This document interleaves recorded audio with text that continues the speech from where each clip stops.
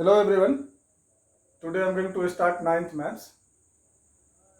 I have uploaded many maths videos of class 7th, 8th and 10th, but today I'm going to start ninth maths and I did choose chapter 3 geometry because most of the students feel difficulties in geometry. That inspires me to start with this one. इसको start कर रहे हैं geometry से और geometry maths के other branch से थोड़ा different भी है. अदर ब्रांचेज में हम लोग मेनली नंबर्स के साथ डील करते हैं. अलजेब्रा हो, कमर्शियल मैथ्स हो या नंबर सिस्टम हो, लिनियर इक्वेशन हो, तो उसमें हम लोग मेनली नंबर्स के साथ भी डील करते हैं. वेरिएबल भी है, लेकिन यहाँ पे मेनली हम लोग सिर्फ स्टेटमेंट्स के से ही प्रोसीड करते हैं. जैसे एक्सम है, थ्योरम है, इसी के हेल्प से यहाँ सिर्फ स्टेटमेंट का ही गेम है, इसलिए थोड़ा सा डिफरेंट हो जाता है. और लेटर क्लास में ये स्टार्ट करते हैं, बाद की क्लास में. और नंबर्स हम लोग from very beginning even class 1 से स्टार्ट हो जाता है नंबर्स का मैथ्स, एडिशन, सब्ट्रैक्शन, तो इसलिए वो थोड़ा सा ट्रेडिशनल है, वो इजी लगता है. और ज्योमेट्री जैसा कि नया ट्रेड बाद में आगे जाके स्टार्ट करते हैं, तो इसलिए थोड़ा सा ये एडवांस है, डिफरेंट है, एडवांस नहीं है, डिफरेंट है. तो चलिए इससे ज्योमेट्री से स्टार्ट करते हैं. तो first of all we will define the chapter title, introduction to Euclid's geometry. Geometry तो ठीक है, ये यूक्लिड्स ज्योमेट्री क्या होता है. तो बेसिकली ज्योमेट्री में जो कंट्रीब्यूशन है, ग्रीक मैथमेटिशियन का कंट्रीब्यूशन है. 3 ग्रीक मैथमेटिशियन थे, थेस, पाइथागोरस और यूक्लिड्स, जिन्होंने की ज्योमेट्री में लगभग सब most of the theorems and exams they contributed most in geometry.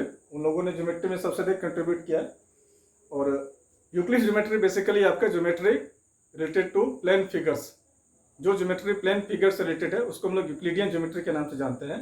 तो इसमें हम लोग को यूक्लिड्स ज्योमेट्री के बारे में पढ़ना है, means geometry of plane figures. And next geometry. Geometry is a Greek word, you know. Geometry is not an English word, ये इंग्लिश वर्ड नहीं है. ज्योमेट्री बेसिकली आपका ग्रीक वर्ड है, जो आपको, चलिए पहले थोड़ा सा एनालाइज करते हैं टर्म को, ज्योमेट्री को. ये it is a good habit to explore the name of the subject और title of the chapter before proceeding. किसी भी चैप्टर को स्टार्ट करने से पहले उसका जो टाइटल है थोड़ा सा उसको एनालाइज कर लीजिए, ताकि पता चले कि आगे हम लोग को क्या पढ़ना है, किस तरह का हम लोग को स्टडी करना है, किस चीज़ के बारे में करना है. तो थोड़ा सा आगे का रास्ता जो है थोड़ा आसान हो जाता है. इसलिए ये ज्योमेट्री ब्रांच है. तो चलिए थोड़ा सा ज्योमेट्री को एक्सप्लोर करते हैं, इसको थोड़ा एनालाइज करते हैं, ये क्या है, इसका क्या एप्लीकेशन है. बेसिकली जितना भी हम लोग कोई भी सब्जेक्ट हो, सबका कुछ अपना कुछ ना कुछ एप्लीकेशन है. तो ज्योमेट्री का भी बहुत ग्रेट एप्लीकेशन है. तो थोड़ा सा इसको एक्सप्लोर करते हैं और उसके बाद इसका एप्लीकेशन हम लोग समझते हैं, जो आप सोच भी नहीं सकते इसका क्या एप्लीकेशन होगा, हम आपको एक्सप्लोर करेंगे आपके सामने. तो चलिए देखते हैं ज्योमेट्री. ज्योमेट्री क्या है. Geometry is made of 2 Greek words, geo and metri. Metri is basically taken from metron. जो ज्योमेट्री आपका 2 ग्रीक वर्ड से बना है, क्योंकि ग्रीक मैथमेटिशियन थे, तो जो भी उन्होंने टर्म वर्ड्स जो भी यूज किया तो ग्रीक था. तो चलिए इसको थोड़ा एक्सप्लोर करते हैं. जियो, एक वर्ड है आपका जियो. जियो मीन्स होता है आपको इंग्लिश में earth. And metry taken from metron. Metron means, metron का मतलब होता है आपका मेजरमेंट. इस तरह से अगर देखें तो ज्योमेट्री का लिटरल मीनिंग हो गया अर्थ मेजरमेंट और मेजरमेंट ऑफ द अर्थ. यहाँ पे मेजरमेंट ऑफ द अर्थ का मतलब है, जैसा कि जानते हैं अर्थ का क्या शेप है और इसका क्या इंक्लूसिव्स है, क्या अर्थ इंक्लूड करता है अपने आप में. अर्थ स्फेरिकल शेप में है, पोलर इसका फ्लैट है, ऑरेंज की तरह, एग्जैक्ट स्फेरिकल नहीं है. और फिर इसका प्लेन की अगर बात करें तो कहीं आपका लैंड है, कहीं आपका ओशियन है, वाटर बॉडीज है. लैंड है तो कहीं आपका प्लेन है, कहीं प्लेटियो है, कहीं माउंटेन है. तो इस सब को मेजर करने के लिए अगर हम लोग मेजर करना चाहें तो ज्योमेट्री की हेल्प से मेजर कर सकते हैं. जैसा कि हम लोग अभी ड्यूरिंग कोर्स ऑफ टाइम हम लोग एरिया निकालते हैं, लेंथ ब्रेथ फाइंड करते हैं. तो ज्योमेट्री में ज्योमेट्री का इसमें कंट्रीब्यूशन है, ज्योमेट्री की हेल्प से हम लोग ये करते हैं. और आगे देखते हैं ज्योमेट्री का कुछ कंट्रीब्यूशन, कुछ एप्लीकेशन देखते हैं ज्योमेट्री का. ज्योमेट्री का एप्लीकेशन क्या है. चलिए स्टूडेंट्स के मन में होता है कि जैसे अलजेब्रा पढ़ रहे हैं तो व्हाट इज द एप्लीकेशन, क्या इसका यूज है, why should we study algebra. Algebra को क्यों पढ़ना चाहिए.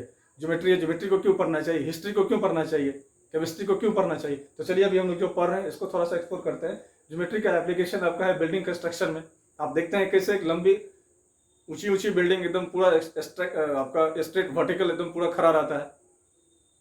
Bridge across the river, engineers make bridge across the river, construct the bridge across the river. तो नदी के आर पार पुल बना देते हैं. तो किस तरह से वो है, वो जो कंस्ट्रक्शन में इसका यूज होता है, और आपको ज्योमेट्री का बहुत ग्रेट एप्लीकेशन है मिसाइल को इजेक्ट करने में। मिसाइल इजेक्शन में इसका बहुत ग्रेट स्पीड है। जैसा कि जानते हैं मिसाइल का जो कैपेसिटी होता है, जो रेंज होता है, वो थाउजेंड्स ऑफ किलोमीटर्स होता है। तो एक ढेला अगर हम लोग फेंकते हैं तो निशाने पे नहीं लगता है, तीर चलाते हैं निशाने पे नहीं लगता है, या लगता है तो थाउजेंड्स ऑफ किलोमीटर्स दूर कैसे कोई मिसाइल एग्जैक्ट डेस्टिनेशन पे अटैक करेगा, तो उसमें आपका ज्योमेट्री का ग्रेट एप्लीकेशन है। तो वहाँ पे सब प्रोजेक्ट किया जाता है, ये कंप्यूटर प्रोग्रामिंग का चीज़ है, तो उसमें आपको ज्योमेट्री का कंट्रीब्यूशन है।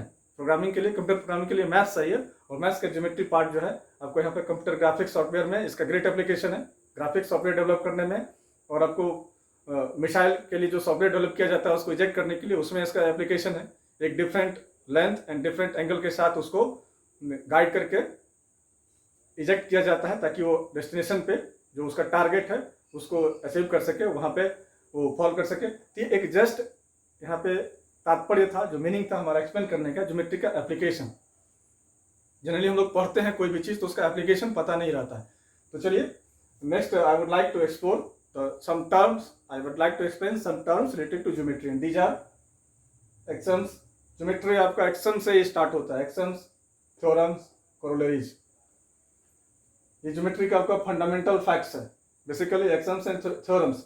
बिना एक्सम और थ्योरम का ज्योमेट्री कुछ नहीं है, nothing. As we study formula in algebra, formula in commercial maths, that is in percentage or in profit loss, similarly axioms and theorems are in geometry, consist the position are in geometry. इसमें हम लोग जितना भी question, जितना भी problem solve करेंगे with the help of एक्सम्स और theorems. ये फॉर्मूला है, जस्ट ज्योमेट्री का ये फॉर्मूला है।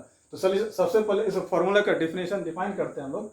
एक्सम्स क्या है? ये आपको basic geometrical concepts, that is fundamental facts of geometry. चलिए एक्सम से स्टार्ट करते हैं। एक्सम क्या है? Axiom, this is the fundamental fact of geometry that are taken for granted, that is it doesn't require any proof. ये geometry का वो fundamental fact है जो हम लोग बस उसको एक्सेप्ट कर लेते हैं, इसको किसी तरह के प्रूफ की जरूरत नहीं होती है। अब कहिएगा ऐसा क्या फैक्ट है जिसको कि प्रूफ की जरूरत नहीं होती है? तो चलिए सिंपली एक लाइन सेगमेंट लीजिए, इसको 2 इक्वल पार्ट में डिवाइड कर दीजिए। एक ए बी लाइन सेगमेंट लिए, इसको 2 इक्वल पार्ट में डिवाइड कर दिए। एक पार्ट आपका ये है, दूसरा पार्ट ये है। क्या किए? 2 इक्वल पार्ट में डिवाइड किए। तो पे क्या हुआ? Halves of whole. अगर यहाँ पे 2 इक्वल पार्ट में डिवाइड किए तो इस पार्ट क्या होगा? आपस में इक्वल होगा। इसके लिए क्या किसी प्रूफ की जरूरत है? नहीं। The whole is the greater than each of its part. जैसे मान लीजिए ये आपका होल है ए बी, इसका हम लोग 2 पार्ट किए हैं, से ए सी एंड सी बी। तो जो होल है ए बी, वो अब इसके किसी भी पार्ट से क्या होगा? बड़ा होगा। होल अपने किसी भी पार्ट से बड़ा होगा। होल है ए बी, पार्ट है ए सी, ए बी ए सी से बड़ा होगा। ए बी आपका होल है, पार्ट है सी बी, तो ए बी जो है सी बी से बड़ा होगा। क्या इसके लिए किसी भी तरह के प्रूफ की जरूरत है? ऑब्वियसली नहीं। तो ये सब आपका एक्शन के अंतर्गत आता है। और जैसे अपने जैसे line, there are infinitely many points lie on the line. एक लाइन पे बहुत सारा पॉइंट्स होते हैं, बहुत सारे पॉइंट्स होते हैं। ये लाइन के एक्चुअली डिफिनेशन में ही है, आगे देखेंगे हम लोग। एक लाइन पे बहुत सारा पॉइंट्स होता है। ये सब आपका एक्शन है जिसके लिए किसी भी तरह के प्रूफ की जरूरत नहीं है। Once again, axiom is the fundamental fact of geometry that doesn't require any proof, that are taken for granted. उसको हम लोग अंतर मन से एक्सेप्ट करते हैं। नेक्स्ट है आपका theorem. Theorem, theorem is also the fundamental fact of geometry that requires proof. Yeah, in other words, I will define theorem with respect to a statement. So first, let me explain statement. Statement क्या होता है? Statement simply English में हम लोग declarative sentence पढ़ते हैं। तो statement आपका, it is a declarative sentence that can be judged to be true or false. या simply it is a sentence, a statement is a sentence that can be judged to be true or false.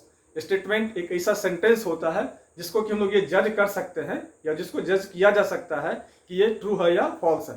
जैसे it is raining, बारिश हो रही है, तो ये या तो ट्रू हो सकता है या फॉल्स हो सकता है। बारिश अगर हो रही है रियली तो ये ट्रू है, नहीं तो ये आपका फॉल्स है। Now I will define theorems with the help of with respect to statement. Theorem को कर सकते हैं 2 तरह से। चलिए फिर से डिफाइन करते हैं।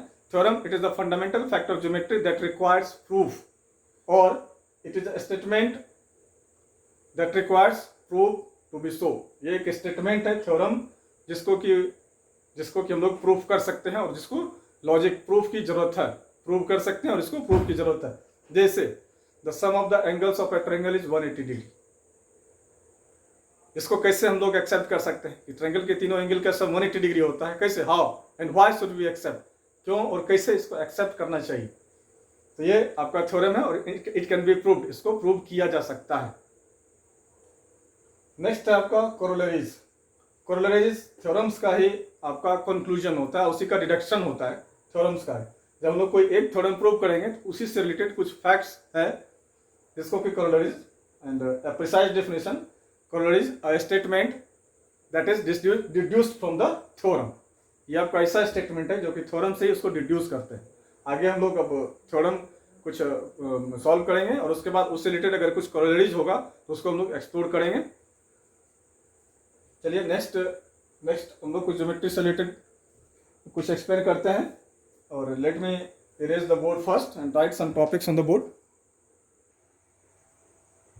Now let's discuss Euclid's 5 postulates. चलिए यूक्लिड्स का 5 पोस्टुलेट्स है, उसको डिस्कस करते हैं। सबसे पहले पोस्टुलेट्स क्या होता है, थोड़ा सा पोस्टुलेट्स को ब्रीफ करते हैं कि पोस्टुलेट्स क्या होता है। जनरली हम लोग स्टूडेंट्स क्या करते हैं, उसको रट लेते हैं।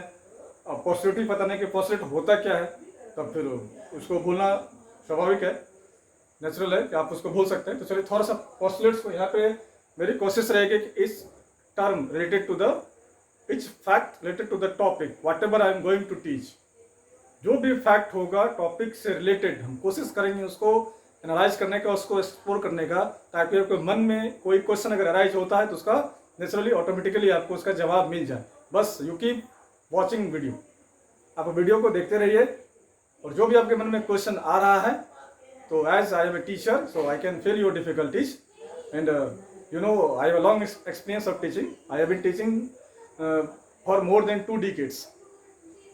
तो जो भी आपके मन में क्वेश्चन आएगा वेट कीजिए, हो सकता है उसका आने वाले समय में आपको उसका आंसर मिल जाएगा। बस आप केयरफुली वीडियो को वॉच करते रहिए। तो पोस्टुलेट्स क्या होता है? Simply it is a fact based on, it is a fact और ट्रूथ, नॉट ऐसे ही नहीं, ऐसे ही फैक्ट या ट्रूथ नहीं, based on reasoning, based on some logic. अगर कोई फैक्ट्स आप लॉजिक के साथ, रीजनिंग के साथ अगर आप उसको प्रेजेंट करते हैं तो वही आपका पोस्टुलेट्स हो जाता है। तो Euclid's the great mathematician, Euclid's ने कुछ पोस्टुलेट्स दिए, उनका 5 पोस्टुलेट्स है। चलिए इसको डिस्कस करते हैं। दैट इज, ये जो पोस्टुलेट्स दिया है इसके फेवर में उन्होंने, इसके सपोर्ट में उन्होंने रीजनिंग भी दिया है, लॉजिक भी दिया है।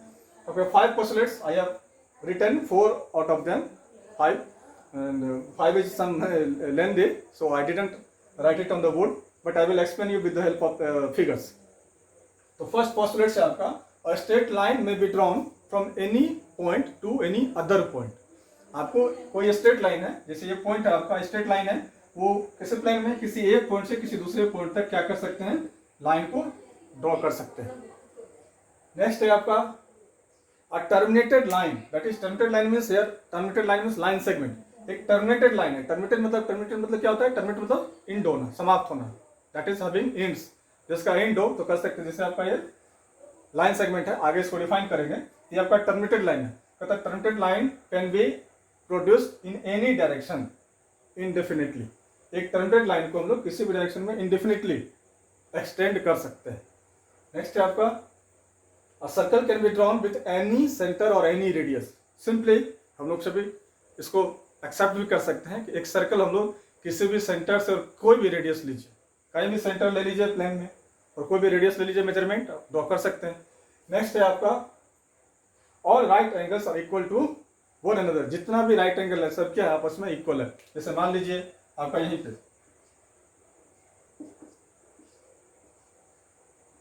राइट एंगल है, एंगल डी से angle F A B right angle है, ये सब क्या होगा, आपस में इक्वल होगा। इसके लिए कुछ ज़्यादा एक्स्ट्रा लॉजिक की भी जरूरत नहीं है, लेकिन ये सब क्या है, लॉजिकल है, ये सब पोस्टुलेट्स है। चलिए फिफ्थ पोस्टुलेट्स आपको कहता है जो यूक्लिड्स का फिफ्थ पोस्टुलेट्स है, इस सबको याद रखना है, ये आगे काम आएगा प्रॉब्लम को रिडक्शन को सॉल्व करने में, डिड्यूस करने में। फिफ्थ पोस्टुलेट्स कहता है कोई आपको 2 लाइन है, स्ट्रेट लाइन और एक लाइन है स्ट्रेट लाइन जो इस दोनों को कट करता है। दो लाइन है और एक थर्ड स्ट्रेट लाइन है जो इस दोनों लाइन को आपको कट करता है, से ट्रांसवर्सल कर सकते हैं।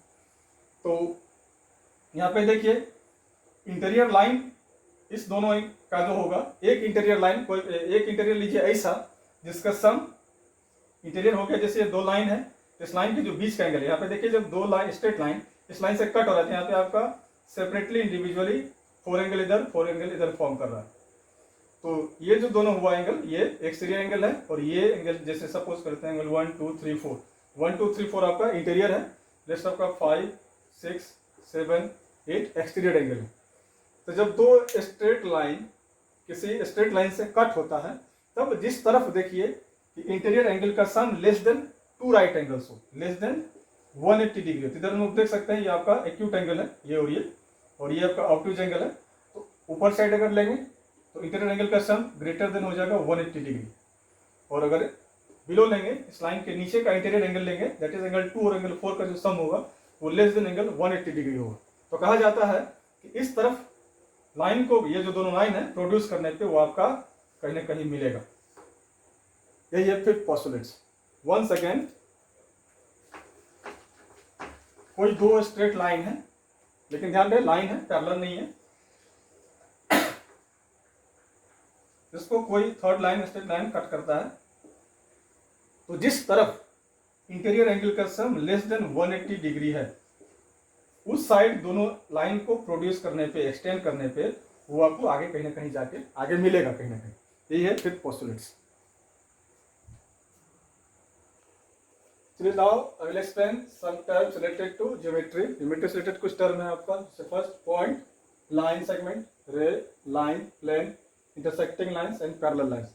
चलिए एक एक करके डिस्कस करते हैं। Point, what is a point? A point is that a point has no length, breadth or height. It is exact location in a plane. Point का ना तो लेंथ होता है, ना ब्रेथ होता है, ना हाइट होता है। ये आपका 0 डायमेंशनल फिगर है। ये प्लेन में आपका जस्ट एक लोकेशन लोकेट करता है, किसी पॉइंट को लोकेट करता है। इसको हम लोग डॉट कर सकते हैं एक सिंपल फाइन डॉट से, and it is denoted by capital English letter, capital single English letter. आप इसको इंग्लिश के कैपिटल लेटर से, या इंग्लिश और हिंदी इन एनी लैंग्वेज, इसको कैपिटल लेटर से, सिंगल कैपिटल लेटर से डिनोट करते हैं। And it occupies the minimum space and almost we can say that negligible space in a plane. Point से ज्योमेट्री का स्टार्टिंग होता है। ज्योमेट्री आपका यहीं पॉइंट से स्टार्ट होता है, जो कि 0 dimensional figure. Next, line segment.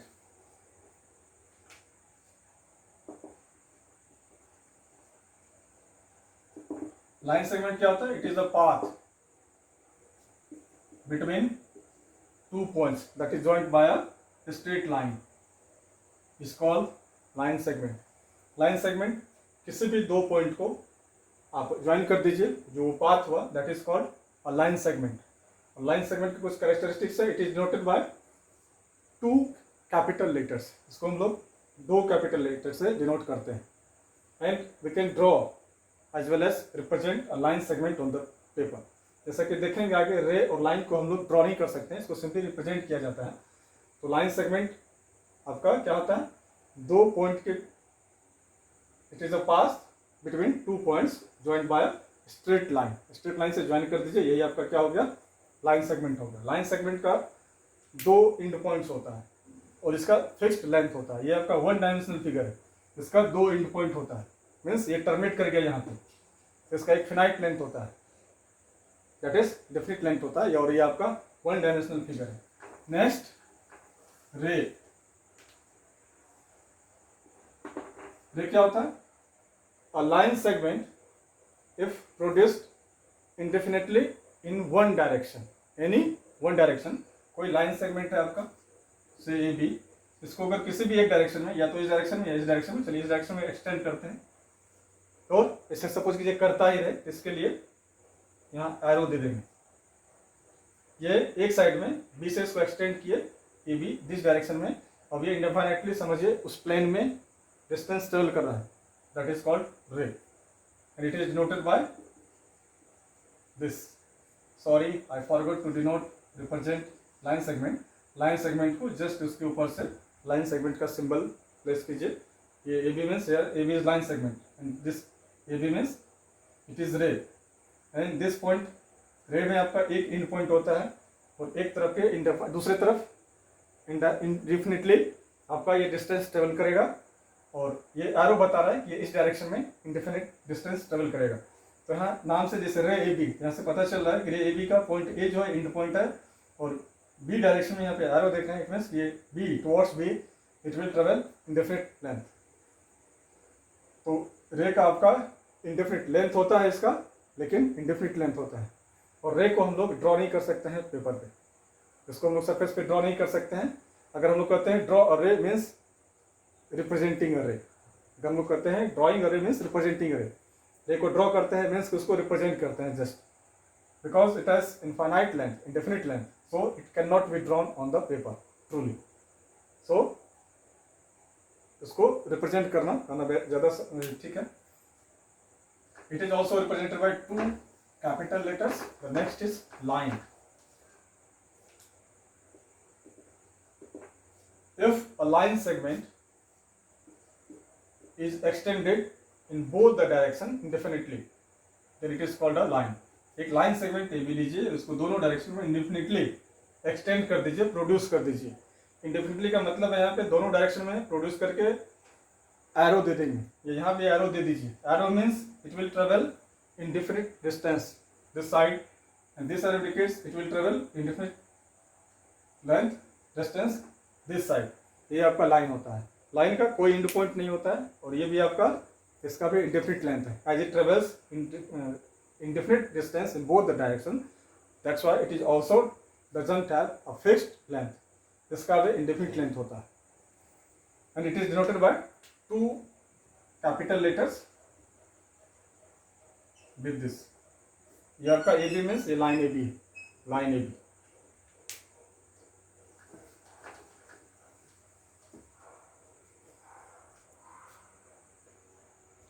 So next is plane. A plane is a surface such that every point of the line joining any 2 points on it lie on it. Actually अगर systematically plane को define करें तो point से regarding plane को कर सकते हैं. जैसे पॉइंट लोग पढ़ चुके हैं. It is exact location in a plane और in the space and collection of points make line. Line segment और रे और लाइन. लाइन सेगमेंट हो, रे हो या लाइन हो, सब में आपका इनफाइनाइट पॉइंट्स होता है और सब आपका पॉइंट से ही बनता है. और सिंपली हम लोग फर्दर कर सकते हैं कि लाइन से प्लेन बनता है, दैट इज पॉइंट से प्लेन बनता है. तो चलिए सिंपल डेफिनेशन इसका with the help of line define किया गया. A plane is a surface such that every point of the line joining any 2 points on it lie on it. से आपका एक प्लेन भी फिनाइट इनफाइनाइट होता है. जैसे चलिए ड्रॉ करते हैं. इसका एग्जांपल्स है प्लेन का, जैसे surface of the black board, surface of the sheet of paper और बुक और copy, surface of the smooth surface of the wall. ये सब आपका प्लेन का एग्जांपल है. तो ये सब आपका फिनाइट प्लेन है. फिनाइट प्लेन जैसे यहाँ पे ड्रॉ कीजिए, बोर्ड का सरफेस आपका फिनाइट प्लेन है. और इनफिनाइट प्लेन भी होता है. इनफिनाइट प्लेन में मीन्स अगर आप इस लेवल पे बात कर रहे हैं प्लेन की, तो फिर स्पेस में बढ़ते जाइए indefinitely in all the direction. That is plane and it is denoted by single capital letter. इसको हम लोग एक कैपिटल लेटर से डिनोट करते हैं. Now we will discuss intersecting lines, parallel lines and transversal. We have discussed point, line segment, ray, line, plane. Now intersecting lines.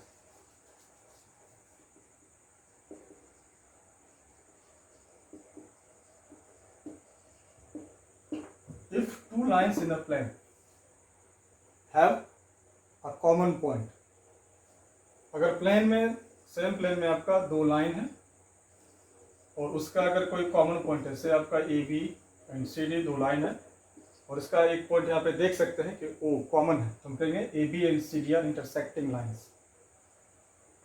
ध्यान रहे, intersecting lines और पैरेलल लाइंस पेयर में होता है, सिंगल नहीं। Two lines in a plane have if two lines in a plane have a common point, then these lines are called intersecting lines. अगर किसी plane में दो लाइन में कोई एक पॉइंट कॉमन हो तो कहते हैं दोनों लाइन आपका क्या है, intersecting lines. And next parallel lines.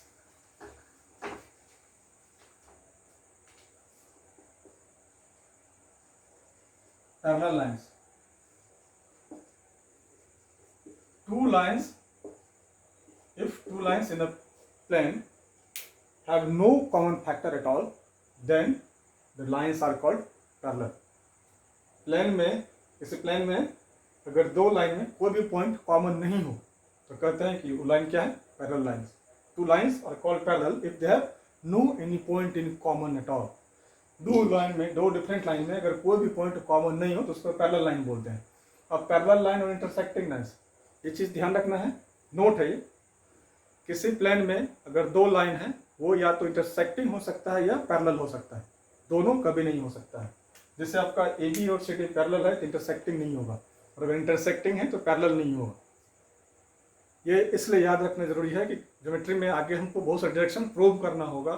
Suppose कीजिए आपको कहीं दिया होगा कि line parallel, prove that this line is parallel to this.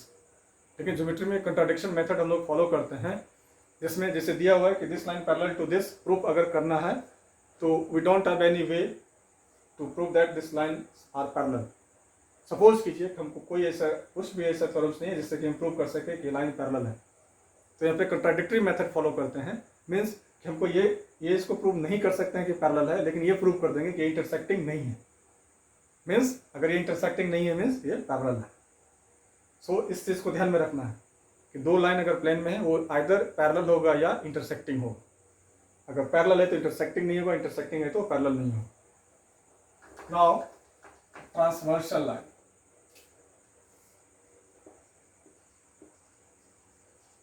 Transversal line, transversal कहता है if a line cuts two और more than two lines, then this is called a transversal line. Line एक ऐसा लाइन जो दो या दो से अधिक लाइन को कट करे। सपोज कीजिए दो लाइन लेते हैं,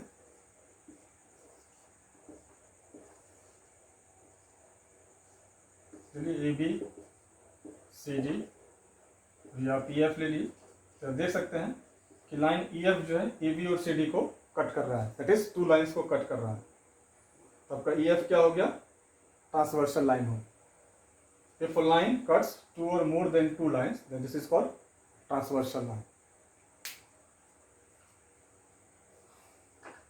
Now we will discuss some axioms.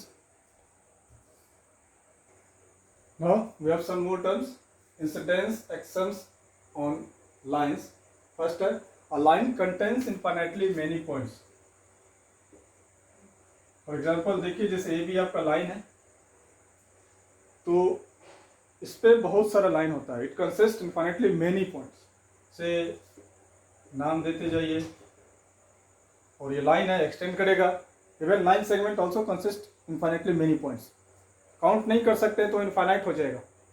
ऐसा नहीं है कि लाइन सेगमेंट का डिफरेंट लेंथ होता है तो उसमें डिफरेंट नंबर ऑफ पॉइंट्स होगा, इन्फाइनेटली मेनी पॉइंट्स होगा उसमें भी। ये आपको एग्जाम्पल के लिए दिखा रहे हैं कैसे।